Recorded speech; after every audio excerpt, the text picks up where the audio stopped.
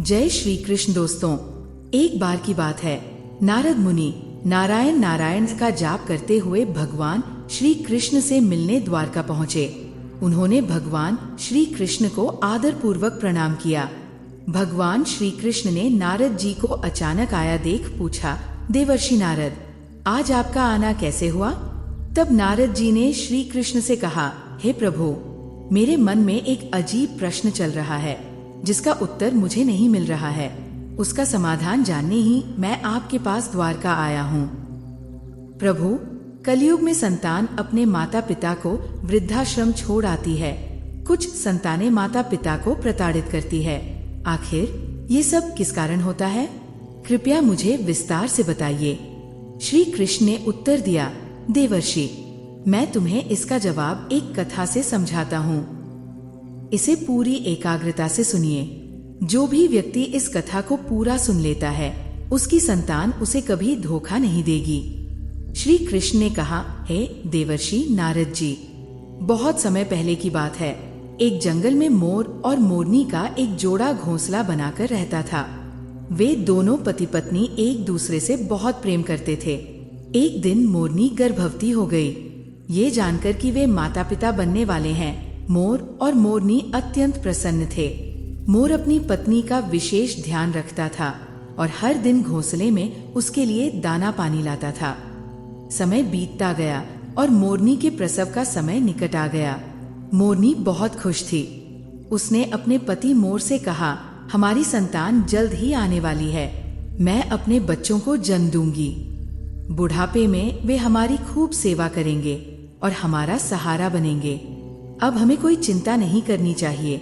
मोर ने कहा, प्रिय, हमें ये उम्मीद नहीं रखनी चाहिए कि हमारी संतान हमारी सेवा करेगी या बुढ़ापे में हमारा सहारा बनेगी। मोरनी ने पूछा, प्रियवर, आप ऐसा क्यों कह रहे हैं? हर संतान अपने माता पिता की सेवा करती है, तो हमारी संतान क्यों नहीं करेगी? तब मोर ने कहा, हे प्रिय, मैं तुम्हें एक कहानी से बताता हूँ कि माता पिता को बुढ़ापे में अपनी संतानों से उम्मीद कभी नहीं करनी चाहिए। जो भी व्यक्ति इन दो बातों को हमेशा याद रखेगा, उसे बुढ़ापे में कभी दुखी नहीं होना पड़ेगा। मोर ने अपनी कहानी शुरू की। हे प्रिय, एक नगर में एक व्यक्ति रहता था। उसके घर में ईश्वर की कृपा से सभी सुख सुविधाएं थीं, खूब धन दौलत, पैसा रुपया और मान सम्मान। फिर भी पति पत्नी दुखी रहते थे क्योंकि उनके पास कोई संतान नहीं थी। इस कारण वे हमेशा चिंतित रहते थे। 15 साल साथ रहने के बाद भी उनके घर संतान नहीं हुई। वह व्यक्ति अपनी पत्नी को बेहतरीन वैद्यों को दिखाता रहा, महंगे अस्पतालों में इलाज करवाया और पवित्र तीर्थ स्थानों पर मन्नतें मांगी। 20 साल बाद उनकी इच्छा पूरी हुई और उनकी पत्नी ने एक पुत्र को जन्म दिया। पुत्र जन्म की खबर सुनकर वह व्यक्ति बहुत खुश हुआ। जब नर्स बच्चे को उनके पास लाई तो पति पत्नी ने पूछा, हमारा बच्चा कैसा है? कोई समस्या तो नहीं है? नर्स ने माँ से कहा, बहन जी, आपका पुत्र सुंदर और स्वस्थ है, पर उसमें एक कमी है। उसकी एक आँख नहीं है। वो एक आँख से कम देखता है। ये सुनकर माँ रोने लगी, पर तुरंत ही अपने बेटे को सीने से लगा लिया और कहा, कोई बात नहीं, एक आँख तो सही है। ये तो मेरे दिल का टुकड़ा है। मेरे लिए ये दुनिया का सबसे सुंदर बच्चा है। नर्स ने कहा, बहन जी, यदि आप चाहती हैं कि आपके बेटे की दोनों आँखें हों तो ऐसा संभव है। उसके लिए आप दोनों में से किसी एक को अपनी एक आँख दान करनी होगी। पति ने कहा, जरूरत नहीं है। हमारा बेटा एक आँख से भी दुनिया देख सकता है। मैं अपनी आँख दान नहीं कर सकता क्योंकि मेरे घर का खर्च मेरी मजदूरी से चलता है। एक आँख खोकर मैं अपने परिवार का पालन पोषण कैसे कर पाऊंगा? पिता ने साफ मना कर दिया, पर माँ ने नर्स से कहा, मैं अपनी एक आँख अपने बेटे को देना चाहती हूँ। मुझे तो घर पर ही रहना है, पर मेरे बेटे को पूरा जीवन जीना है। मैं भले ही एक आँख से कम देखूं, पर मैं अपने पुत्र को दोनों आँखों से देखना चाहती हूँ। इस प्रकार माँ के स्वीकृति देने पर वैद्य ने उसकी एक आँख निकालकर उसके पुत्र को लगा दी। पुत्र की दोनों आँखें ठीक हो गईं और माँ एक आँख से कम देखने लगी। कुछ दिन बाद माँ बेटा स्वस्थ होकर घर आ गए और पति पत्नी मिलकर पुत्र का पालन पोषण करने लगे। जब पुत्र 5 साल का हुआ तभी एक दिन पिता की दुर्घटना में मृत्यु हो गई। पत्नी फूट फूट कर रोने लगी। घर की सारी बचत खत्म हो चुकी थी। अब वह माँ दूसरों के घरों में साफ सफाई करके और बर्तन धोकर अपने पुत्र का पालन पोषण करने लगी। उसने खुद कष्ट सहे पर अपने बेटे को अच्छे खिलौने और वस्त्र दिए। जब बेटा 6 साल का हुआ तो माँ ने उसे नगर के एक प्रसिद्ध विद्यालय में भर्ती कराया। स्कूल के मास्टर ने उसकी गरीबी देखकर एडमिशन देने से मना किया, पर माँ ने विनम्रता से कहा, फीस की चिंता मत करिए, मेरा इकलौता बेटा है और मैं चाहती हूँ कि ये पढ़ लिख कर वैद्य बने। मास्टर ने उसकी लगन देखकर बच्चे को भर्ती कर लिया। अब माँ 10 घरों में काम करने लगी ताकि बेटे की पढ़ाई का खर्च उठा सके। जब पुत्र 5वीं कक्षा में आया तो उसके सहपाठी उसे चिढ़ाने लगे, देखो देखो, एक आंख वाली काली माँ का बेटा आ गया। ये सुनकर लड़का क्रोधित हो गया। छुट्टी के समय जब माँ उसे लेने आई तो लड़के ने कहा, माँ, कल से मुझे स्कूल छोड़ने या बुलाने मत आना। तुम्हारी शक्ल अच्छी नहीं है, तुम एक आंख से कम देखती हो।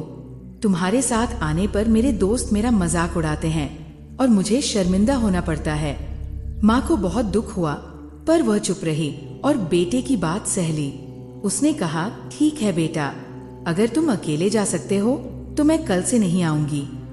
धीरे धीरे पुत्र बड़ा होता गया और उसके खर्च भी बढ़ते गए। बेटे को आगे की पढ़ाई के लिए शहर जाना पड़ा। अब माँ पहले से भी दुगनी मेहनत करने लगी।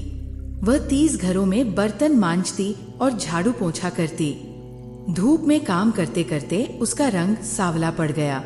वह समय से पहले बूढ़ी हो गई। वह रात दिन मेहनत करती थी ताकि उसका बेटा वैद्य बन जाए और वह भी उसके साथ सुखी रह सके। कुछ दिन बाद माँ को बेटे का पत्र मिला, माँ, मैं शहर में एक बड़ा वैद्य बन चुका हूँ। अब तुम्हें मेरे लिए पैसे भेजने की जरूरत नहीं है। ये सुनकर माँ बहुत खुश हुई और पूरे गांव में मिठाइयाँ बांटी। गर्व से बताया कि उसकी मेहनत सफल हो गई है। वह बेटे के आने का इंतजार करने लगी। 1 साल बीत गया पर बेटा नहीं आया। फिर उसे दूसरा पत्र मिला, माँ, मेरी शादी हो गई है और मेरी पत्नी बहुत अमीर घर की है। माँ की आंखों से आंसू बहने लगे। उसे दुख हुआ कि बेटे ने उसे अपनी शादी में बुलाया तक नहीं। उसने पूरी रात रोते हुए काटी पर फिर भी बेटे को आशीर्वाद दिया। 1 साल और बीत गया पर बेटा भू मिलने नहीं आए। फिर तीसरा पत्र आया, माँ, अब तुम दादी बन गई हो, हमारे घर बेटा आया है। 3 साल बीत जाने पर माँ का सब्र का बांध टूट गया। वो व्याकुल होकर ये फैसला करती है कि चाहे कुछ भी हो जाए, मैं अपने पोते को देखने जरूर जाऊंगी। वो पता पूछते पूछते शहर पहुंची और एक रिक्शा चालक उसे उसके बेटे के शानदार बंगले पर ले आया। बंगले के सामने चमचमाती गाड़ी और दरवाजे पर सेवक देखकर माँ खुश हुई। वह अपने पोते के लिए खिलौने और मिठाई लेकर अंदर जाने लगी तो एक सेवक ने उसे रोकते हुए कहा, बुढ़िया, तुम्हें किससे मिलना है? ये बड़े वैद्य साहब का बंगला है। माँ ने कहा, मुझे पता है, तुम्हारे वैद्य साहब मेरे पुत्र हैं। सेवक ने उसकी गरीबी और शक्ल देखकर कहा, वैद्य साहब आपके बेटे नहीं हो सकते। तब माँ ने बेटे का भेजा हुआ पत्र दिखाया। पत्र देखकर सेवक ने माफी मांगी और उसे वैद्य के कमरे का रास्ता बताया। माँ जल्दी से ऊपर गई और पालने में झूल रहे पोते को उठाकर प्यार करने लगी। बच्चे के रोने की आवाज सुनकर बहू रसोई से बाहर आई। उसने एक गरीब, कम दिखने वाली बुढ़िया के हाथों में बच्चे को देखकर चिल्लाना शुरू कर दिया, चोर! कोई कानी बुढ़िया हमारे बच्चे को चुराने आई है। पति नीचे आया। बहू ने बच्चे को माँ से छीन लिया और पति से कहा, देखिए इस भिखारी बुढ़िया को। क्या ये सच में आपकी माँ है? क्या आपने ऐसे गरीब परिवार में जन्म लिया है? आपने मुझे कभी बताया नहीं कि आपकी कोई माँ भी है। बेटा अपनी पत्नी के सामने शर्मिंदा हुआ और बोला, यह बुढ़िया झूठ बोल रही है, ये मेरी माँ नहीं है। माँ समझ गई कि बेटे ने बड़े घर की बेटी से विवाह किया है और पद के घमंड में उसे पहचानने से इनकार कर रहा है। माँ ने रोते हुए कहा, बेटा, मुझे गलती हो गई, मुझे लगा तुम मेरे पुत्र हो, पर अब मुझे यकीन है कि तुम मेरे बेटे नहीं हो सकते। वह रोते रोते सीढ़ियों से उतरने लगी। उसने सोचा, बुढ़ापे का एकमात्र सहारा आज मुझसे दूर हो गया। जिसे मैंने जीवन जीने का आधार माना था, वही आज जीवन की नैया को बीच भंवर में डुबो रहा है। बंगले के बाहर आकर माँ ने एक सेवक को बुलाया और कहा, बेटा, मुझे एक पत्र लिखवाना है। सेवक ने कागज कलम लाकर पूछा, माँ, क्या लिखना है? जब पत्र पूरा लिखा गया तो माँ ने सेवक से पानी लाने को कहा। सेवक जब पानी लेने गया तो माँ ने अपनी साड़ी से फंदा बनाकर आत्महत्या कर ली। सेवक ने वापस आकर जब माँ को फांसी पर लटका हुआ देखा तो वह दौड़कर वैद्य साहब को खबर दी। वैद्य और उसकी पत्नी दौड़े दौड़े कमरे में आए। अपनी माँ को इस हाल में देखकर पुत्र के पैरों तले जमीन खिसक गई। वह शर्म और पछतावे से सिर पकड़कर जमीन पर बैठ गया। पत्नी ने माँ के हाथों में दबा हुआ पत्र देखा और उसे पढ़कर सुनाया। पत्र में लिखा था, बेटा, मेरा आशीर्वाद है कि तुम सदा खुश रहो। जाते जाते तुम्हें कुछ राज बताना चाहती हूँ। मैं सुंदर नहीं दिखती, इसका कारण तुम ही हो। जब तुम्हारा जन्म हुआ तो तुम्हारी एक आंख नहीं थी। मैंने अपनी एक आंख तुम्हें देकर तुम्हें सुंदर रूप दिया और मैं कुरूप हो गई। और मेरा रंग सांवला है क्योंकि तुम्हें इस मुकाम पर पहुंचाने के लिए मैंने दिन रात मेहनत की है। तुम्हें पढ़ाने लिखाने के लिए, तुम्हारे खर्च उठाने के लिए मैं सांवली हो गई, जिसका मुझे कोई मलाल नहीं है। मैं तो तुम्हें देखने, पोते को देखने और बहू से मिलने आई थी, क्योंकि तुमने तो कभी गांव जाकर मेरा हाल नहीं पूछा। लेकिन जब मैं स्वयं चलकर तुमसे मिलने आई तो तुमने मुझे पहचानने से इनकार कर दिया। इसलिए लगा कि अब दुनिया में मेरा कोई नहीं है। अब जीने का मेरा उद्देश्य खत्म हो गया है। पत्र सुनकर बेटे का सिर शर्म से झुक गया।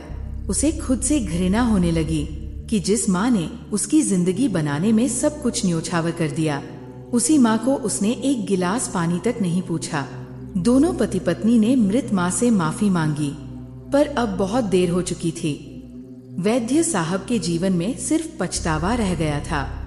संसार में पत्नी और बच्चे दोबारा मिल सकते हैं, पर माँ दोबारा नहीं मिल सकती। माता पिता अपना पूरा जीवन अपनी संतानों का भविष्य बनाने में लगा देते हैं, और जब वही संतान धन और पद के घमंड में उनका अपमान करती है तो उन्हें सबसे ज्यादा पीड़ा होती है। मोर आगे कहता है, हे प्रिय, यदि आपके माता पिता हैं तो उनका आदर करना चाहिए। कुछ नासमझ बच्चे पूछते हैं कि माँ, तुमने हमारे लिए क्या किया है? अरे नासमझ बच्चे, तुम्हें जन्म देना, पढ़ाना, खिलाना और पालने में कष्ट सहना, ये सब माता पिता ने ही तो किया है। माता पिता के अलावा दुनिया में दूसरा कोई तुम्हारा भला चाहने वाला नहीं है। माता पिता बिना किसी स्वार्थ के जीवन भर तुम्हारा हित चाहते हैं। श्री कृष्ण अंत में कहते हैं, आपकी संतान आपके बूढ़े होने पर आपका सहारा बनेगी।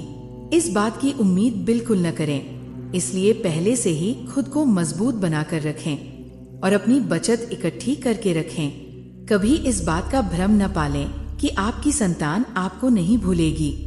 पत्नी और बच्चों के प्रेम में पड़कर या पद प्रतिष्ठा के नशे में वह आपको भी भूल सकते हैं। इसलिए उनसे उतनी ही उम्मीद रखिए जितनी उनके दूर होने पर आपको दुख न दे। मित्रों, हमारी आज की ये कहानी यहीं समाप्त होती है।